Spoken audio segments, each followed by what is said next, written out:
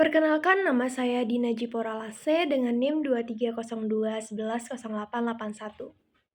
Saya berasal dari kelompok 12, di mana anggota saya ada Aprilia Ayura, Dina Jiporalase, dan Suci Koirol Citra. Kami berasal dari kelompok 12 ingin membahas tentang akuntansi badan layanan umum. Sebelumnya, kita sudah tahu, akuntansi badan layanan umum adalah suatu lembaga yang ada di Indonesia dengan penerapannya di berbagai daerah. Akuntansi badan layanan umum itu berupa seperti rumah sakit, universitas, laboratorium, dan lain sebagainya. Seperti yang kita ketahui, akuntansi badan layanan umum atau yang sering disebut sebagai BLU, Badan Layanan Umum, digunakan di Indonesia untuk mensejahterakan rakyat Indonesia melalui program-program yang sudah diterapkan dalam Indonesia. Dan yang perlu kita ketahui, Badan Layanan Umum diatur dalam Peraturan Pemerintah Nomor 23 Tahun 2005 yang berisikan tentang pengelolaan keuangan Badan Layanan Umum. Pada pasal yang pertama, ini menjelaskan tentang Badan Layanan Umum. Dan yang paling penting itu pada pasal yang kedua, itu ada tujuan dan asas, di mana tujuan dan asas ini diterapkan atau dijelaskan bahwa Badan Layanan Umum harus memberikan fleksibilitas serta ekonomi dan relevan dalam menghadapi layanan umum kepada masyarakat. Badan Layanan Umum digunakan di Indonesia untuk mensejahterakan rakyat Indonesia. Nah, Badan Layanan Umum tidak boleh memberikan suatu pelayanan dengan adanya imbalan atau pamrih.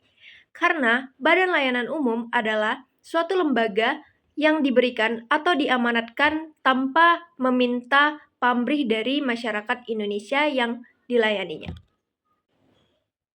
Dari Badan Layanan Umum, saya mengambil contoh kasus yang terjadi pada tahun 2023 di Subang, Jawa Barat, di mana diceritakan bahwa ada seorang ibu yang ingin melahirkan tetapi ditolak oleh pihak RS. Alasannya karena RS sudah penuh. Namun, sebelum ibu ini menghembuskan nafas terakhirnya, pihak dari korban sudah meminta atau mengajukan suatu pemeriksaan kepada pihak RS. Tetapi sayangnya itu ditolak kepada pihak RS. Alasannya seperti yang saya bilang tadi, penuh. Ruang IGD dan ruang ICU itu penuh. Dari kasus yang telah saya jelaskan tadi, ini berbaur atau bersangkutan kepada Peraturan Pemerintah Nomor 23 Tahun 2005, di mana pasal kedua itu adalah tujuan dan asas dari Badan Layanan Umum, yaitu untuk mensejahterakan rakyat Indonesia tanpa meminta pamrih atau meminta sesuatu yang menguntungkan atau hanya menguntungkan satu pihak saja. Kasus yang sedang saya ceritakan tadi itu sangat banyak di daerah Indonesia, bukan hanya di Subang, Jawa Barat, tetapi banyak sekali di daerah Indonesia yang masih menolak pasien dalam keadaan darurat. Seharusnya Badan Layanan Umum harus lebih tegas lagi terhadap rumah sakit yang menolak pasien dengan keadaan darurat. Karena masyarakat Indonesia hanya mengandalkan rumah sakit, di mana lagi mereka harus berobat selain di rumah sakit terdekat. Itulah sebabnya saya katakan bahwa Badan Layanan Umum harus bersifat tegas dan relatif dan efektif terhadap kasus-kasus seperti ini.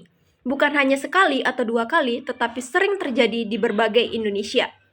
Itulah sebabnya Peraturan Pemerintah pada nomor 23 pasal 2 tahun 2005 yang menjelaskan tentang Badan Layanan Umum harus betul-betul diterapkan di daerah bangsa Indonesia ini, agar Indonesia terlihat maju, makmur, dan aman terhadap layanan dari Badan Layanan Umum ini. Baiklah, materi selanjutnya yaitu tentang laporan keuangan Badan Layanan Umum yang akan dijelaskan oleh saya sendiri, Aprilia Ayura.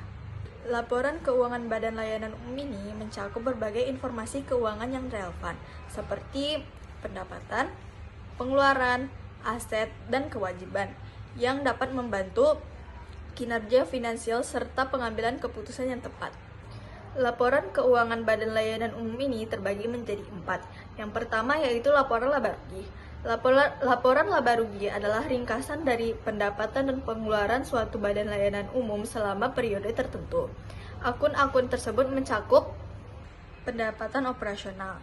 Pendapatan ini merupakan pendapatan yang diperoleh atau dihasilkan dari kegiatan operasional badan layanan umum. Contohnya seperti penjualan layanan atau produk. Selanjutnya yaitu biaya operasional. Biaya ini terkait dengan kegiatan operasional suatu badan layanan umum. Contohnya seperti biaya gaji karyawan, biaya bahan baku, dan biaya overhead. Yang terakhir yaitu laba atau rugi bersih. Ini merupakan selisih antara pendapatan dengan biaya-biaya operasional yang menjadi keuntungan atau kerugian bersih yang dihasilkan oleh suatu badan layanan umum. Laporan keuangan yang kedua yaitu laporan neraca. Laporan neraca adalah gambaran suatu aset, kewajiban, dan ekuitas suatu badan layanan umum di satu titik waktu tertentu. Akun-akun yang terdiri dari laporan neraca yang pertama yaitu aset, yang merupakan harta yang dimiliki oleh suatu badan layanan umum. Yang kedua yaitu kewajiban, yang merupakan hutang yang masih harus dibayar oleh suatu badan layanan umum ke pemasok. Dan yang terakhir yaitu ekuitas, yang merupakan selisih antara aset dan kewajiban yang mencerminkan nilai bersih dari badan layanan umum atau kepentingan pemilik. Laporan keuangan yang ketiga yaitu laporan arus kas. Laporan arus kas menyajikan masuk dan keluarnya kas suatu badan layanan umum dalam periode tertentu. Ini mencakup yang pertama yaitu arus kas dari aktivitas operasional, merupakan masuk dan keluarnya kas untuk kegiatan operasional seperti penerimaan dari penjualan dan pembayaran untuk biaya operasional. Yang kedua yaitu arus kas dari aktivitas investasi seperti keluar atau masuknya kas dari investasi dalam aset tetap dan investasi lainnya. Yang ketiga yaitu arus kas dari aktivitas pendanaan. Ya, ini merupakan masuk dan keluarnya kas dari aktivitas pendanaan seperti penerimaan pinjaman baru dan pembayaran dividen. Dan yang terakhir adalah catatan atas laporan keuangan. Ini memberikan penjelasan tambahan dan detail terkait dengan item-item yang terdapat dalam laporan keuangan. Ini bisa berupa kebijakan akuntansi, peristiwa penting, dan informasi tambahan. Baik, Assalamualaikum warahmatullahi wabarakatuh. Perkenalkan, nama saya Suci Khairul Citra dengan NIM 2302110876. Di sini saya akan menyelesaikan tugas akhir mata kuliah akuntansi sektor publik, di mana saya akan menjelaskan tentang Badan Layanan Umum, laporan keuangan BLU.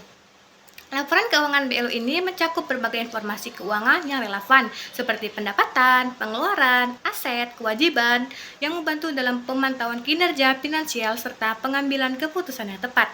Berikut adalah beberapa komponen utama dari laporan keuangan BLU dan penjelasan detailnya. Yang pertama ada laporan laba rugi, yakni laporan laba rugi atau laporan pendapatan atau ringkasan dari pendapatan dan pengeluaran suatu BLU selama periode tertentu.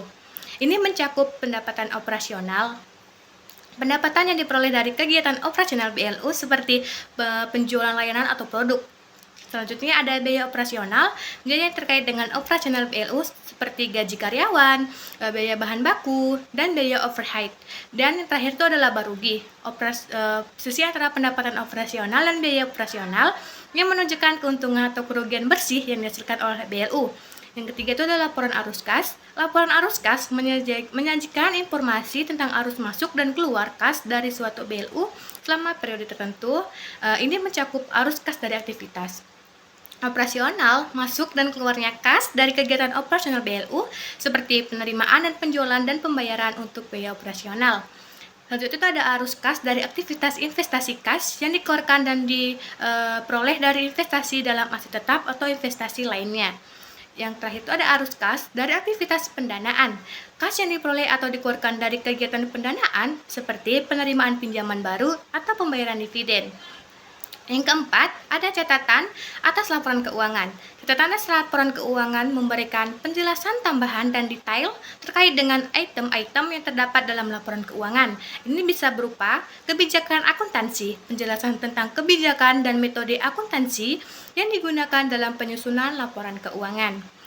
informasi tambahan. Informasi tambahan yang relevan untuk pemahaman yang lebih lanjut tentang kondisi keuangan BLU. Peristiwa penting, penjelasan tentang peristiwa transaksi penting bagi yang mempengaruhi keuangan BLU. Sekian dari saya. Apabila ada kata-kata yang salah dalam menjelaskan sepengetahuan saya tentang BLU, saya mengucapkan mohon maaf sebesar-besarnya.